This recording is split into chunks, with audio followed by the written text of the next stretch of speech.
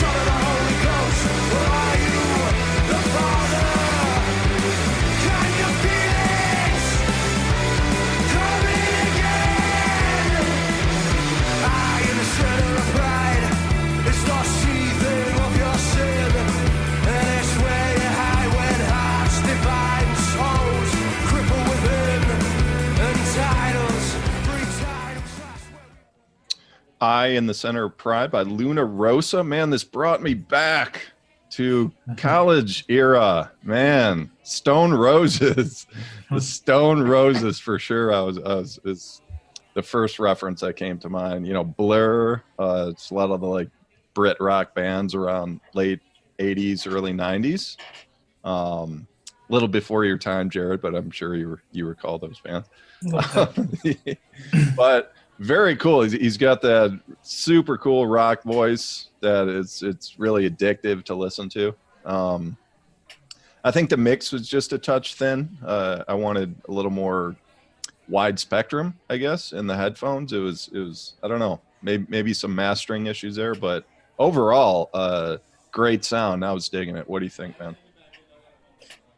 Yeah, it's funny. Like in a very complimentary way, I didn't know what this was like supposed to be.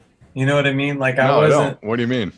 I I wanted to right off the bat say, oh, this is very 80s, or this is very early 90s, or this is kind of punk rock, or this is really English. But like it wasn't any one of them. It was all of them, and there was other Yeah. stuff on top of it, and I couldn't put a pin on which singer it sounded just like, and which guitar tone, and which mastering mixing it sounded just like. But it was interesting. It was weird. It's kind of rare that you actually hear something now and you're like, I've not heard that a million times before.